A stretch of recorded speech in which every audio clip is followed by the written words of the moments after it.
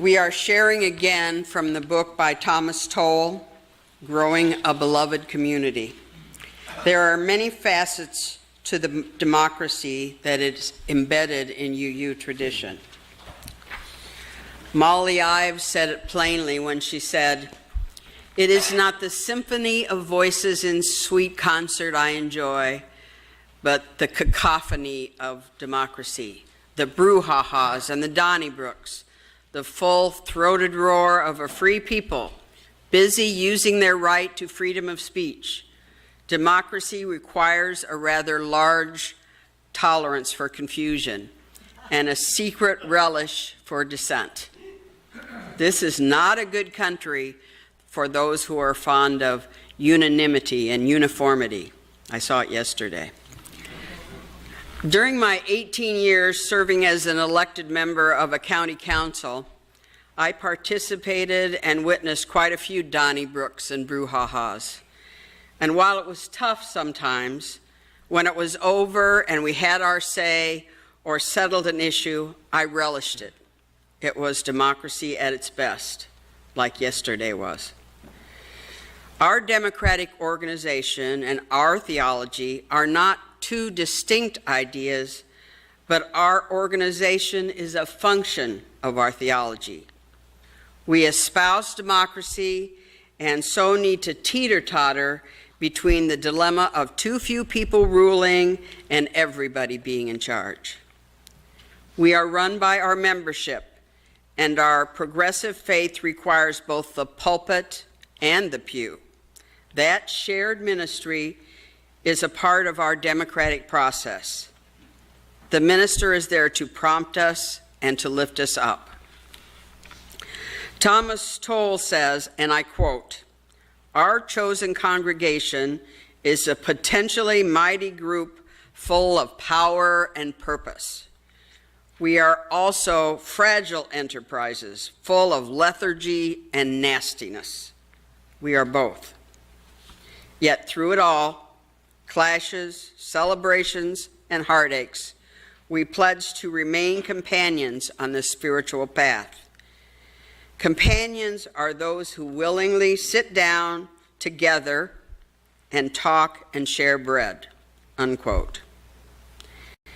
And so we have an obligation to hold our leaders accountable, hold ourselves accountable, even when it's difficult, even when it's uncomfortable.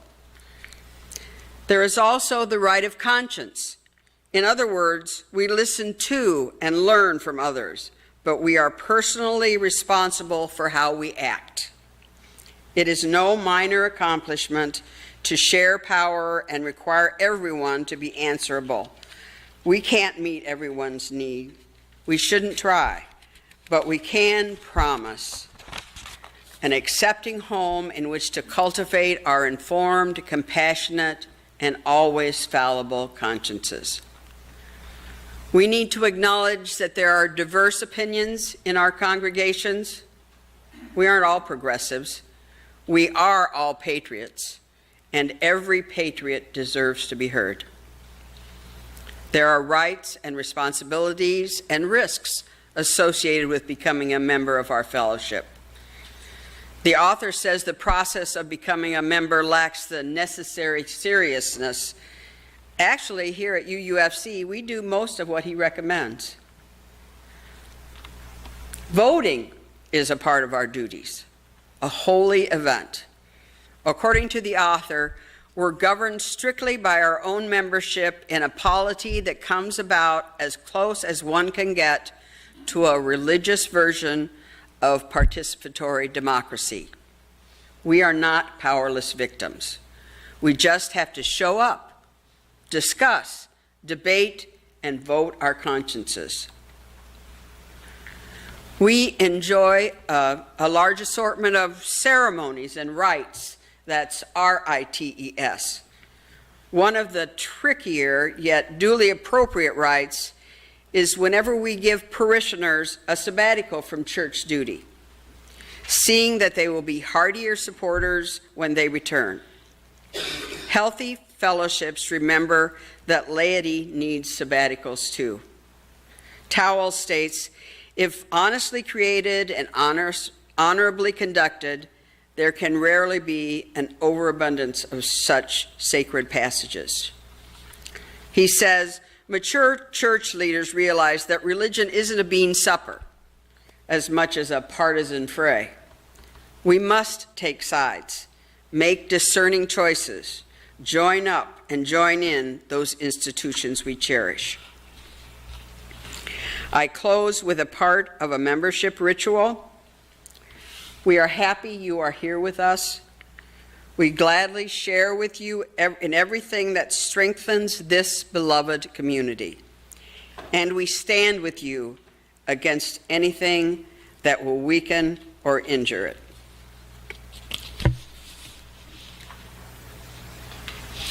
Let us stand as we are able for responsive reading number 567.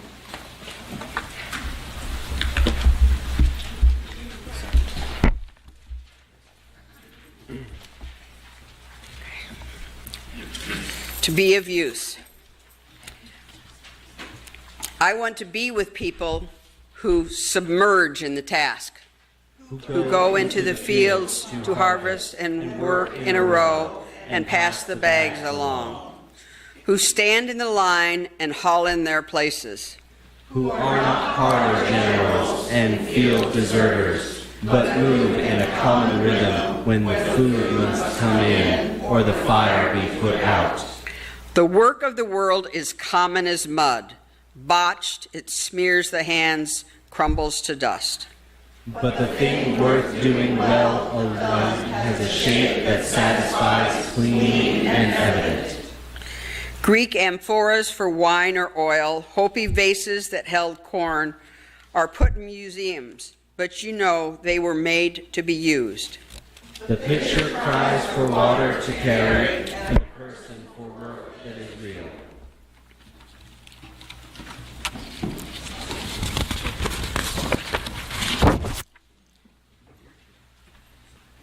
Hello again. I will be sharing with you content from Chapter 5 of Owen Toll's book, Growing a Beloved Community. And so that it doesn't come across as a book report, I do want to mention that I buy in to the points that the author is making, and I sincerely believe that his guidance is relevant to our specific congregation at this specific time. So if you disagree with what I share, that's fantastic. I really look forward to having those conversations with you. But for now, please know that even the words that are not my own are coming to you from my heart. So the theme for my comments is unity amidst diversity. We are challenged to ask ourselves how to find balance between the one and the many, how to be different from each other without growing alienated, and how to be diverse without being divisive. We are challenged to confront these issues at all levels, the family, the congregation, and the entire community. In Together Time, you heard me ask our youth members a little bit about their family level, and so now we're going to focus on the congregation. Owen Toll affirms that unity amidst diversity is necessary for congregations. He points out that nobody from a Christian background ever says the Lord's Prayer in the singular. Give me this day my daily bread. It just doesn't work. It's always a collective endeavor, just as each Sunday we share here our affirmation that includes the words, our great covenant. So I accept it as a given that if the UUFC is to continue to grow and to become more diverse, then we must promote unity and balance. If you're not sold on this, I want to take the time to convince you, and I would ask you to do not hesitate to follow up with me regarding how. So what are some ways to assess ourselves for balance? We are provided with a checklist of 5 things that healthy congregations can demonstrate as proof of that balance between the individual and the group. A common memory, a common vision, common relics and worship rituals, religious literacy with in-depth theological thinking, and a celebration of diversity. Let's go deeper into each of those 5 and see where we stand. So 1, a common memory transcends the current stakeholders by preserving signs of the past and by promoting thought for the future. It's how we remember our UU forebears and prepare for our successors. Owen Toll describes it as the act of looking back, looking forward, and looking beyond. and I really like that. That stuck with me. How do we do this here at UUFC? We have a remembrance garden. We have a house dedicated to the founders. We have memorials and tributes to certain former members and leaders. Are these enough to remember the past? We have long-term planning initiatives. We have programs that care for and educate our youth. Are these enough to secure the future? I don't know the answer. I'm excited in the next 18 months to have these conversations with all of you to figure out if where we are is where we need to be and how to make changes as needed. 2, a common vision. It's overt agreement about why we're here and what we want to do together. It's commitment to the weekly affirmation. It's agreement that we will be bound by the guiding principles of Unitarian Universalism. It's voluntary entry into a shared covenant that spells out how we will treat each other, as well as what we will do with our time, our treasure, and our talent. I don't want to ever take it for granted that because you're sitting here in a seat on a Sunday, that means that you fully understand and agree with the common vision. If I want to be confident that you do signify by your continuing presence that you understand and buy into the common vision, then I must contribute to the work of making that common vision transparent. And I would ask the same of each of you.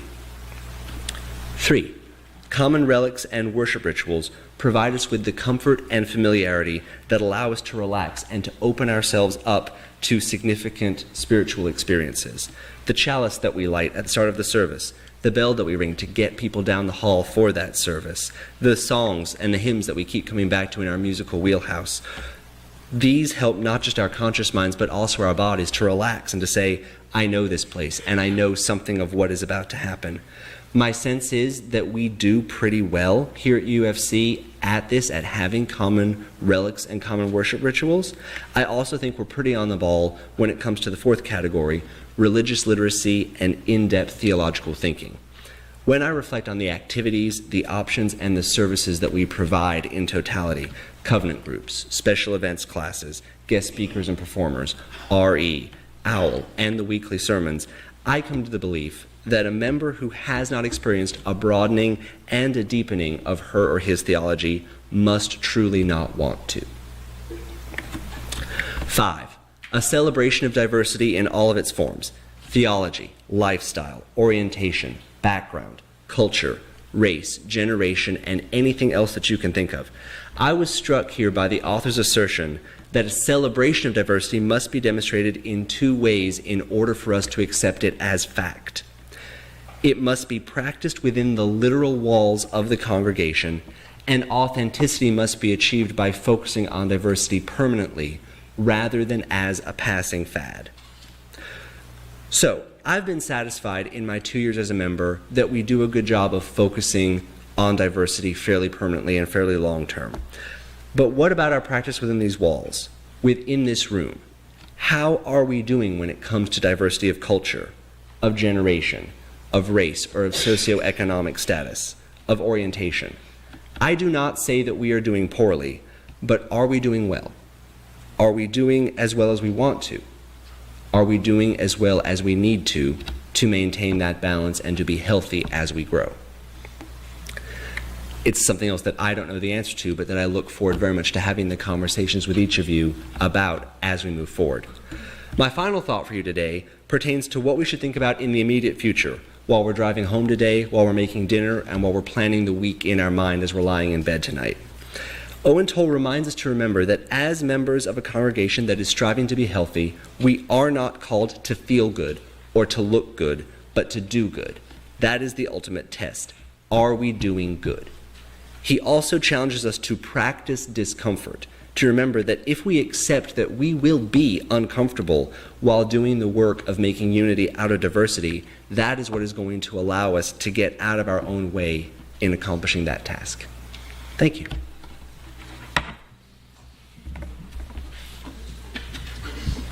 We encourage you to sing along on this next song.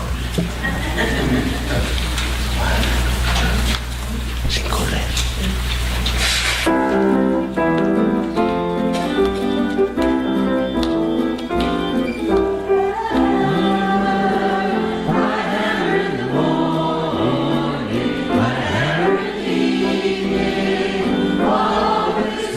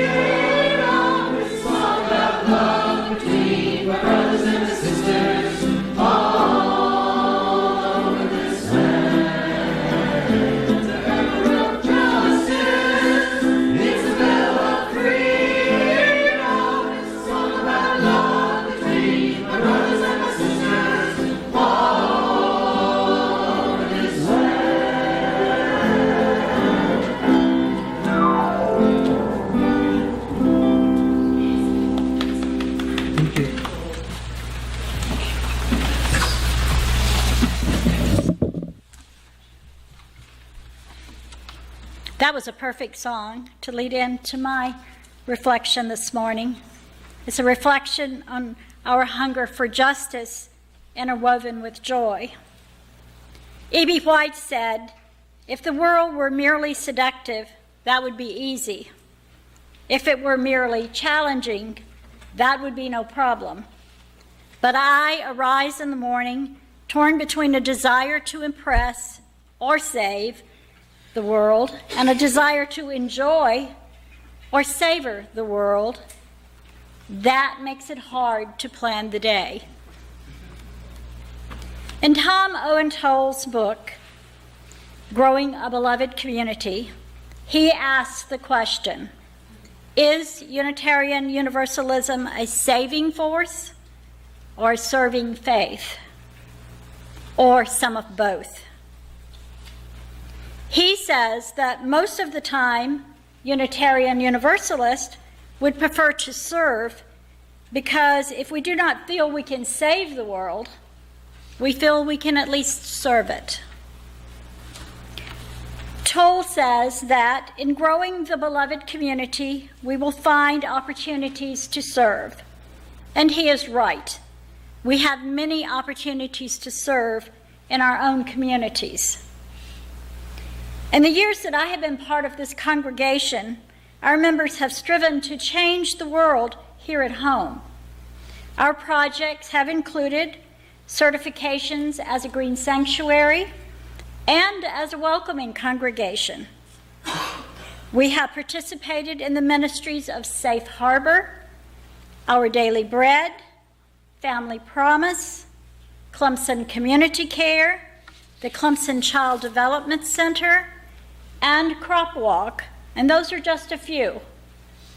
Some have gathered to protest, as the women who marched in Washington and in Clemson yesterday, to remind our leaders of the promises we need to keep, like saving the environment, affordable health care for all, and making sure there is equal justice and opportunity for all its citizens.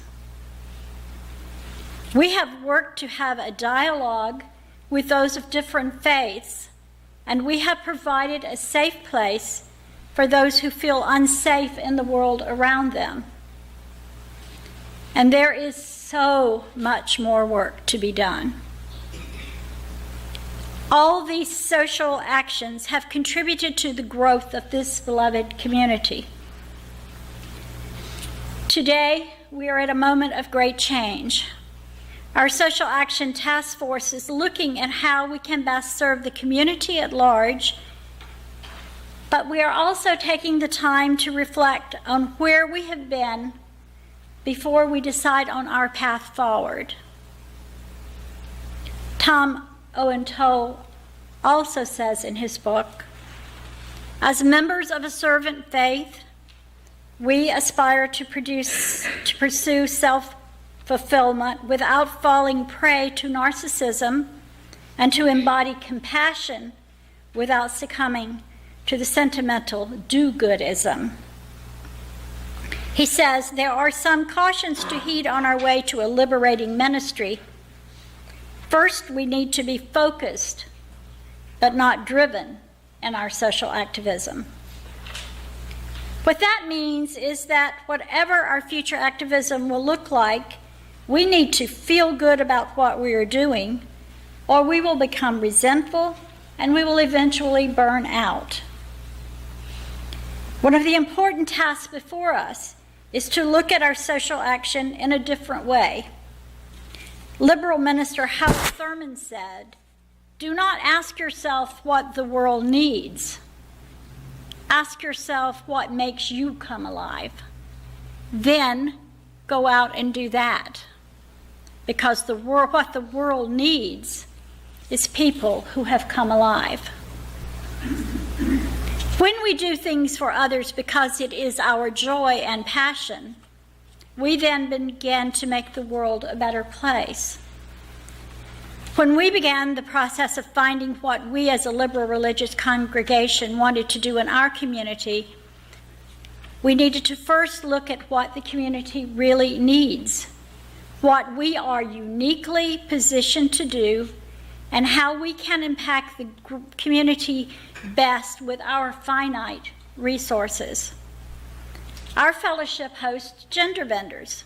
This ministry is one of those which is uniquely poised to serve because this religious community is a safe haven for those who live in fear.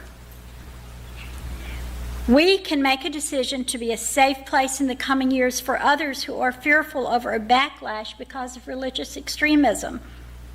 We may need to let go of some of the ministries that we have supported in the past because, as Toll says, healthy activist parishes are willing to move on, move back, move over, to move on from one pet cause to another, more urgent one, and to move over so that someone else can take our place.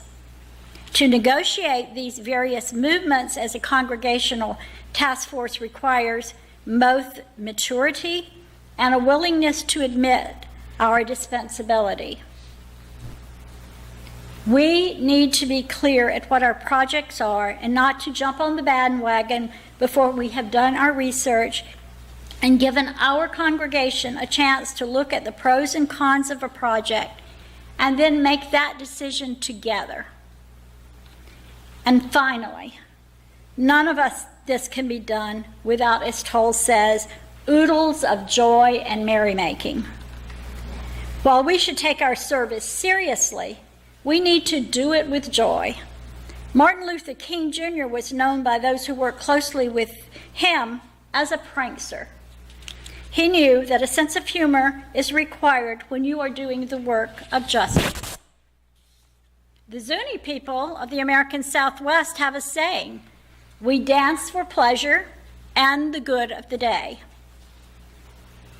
As we move forward in this beloved community, let us dream and then go out into the world joyfully and make it a better place for those who will come after us. I end with the words of Robert F. Kennedy. Every generation inherits a world it never made, and as it does so, it automatically becomes the trustee of that world for those who come after. In due course, each generation makes its own accounting to its children. Let us work hard and joyfully to leave behind a legacy that our children will be proud of and make this world a better place for them. So let it be.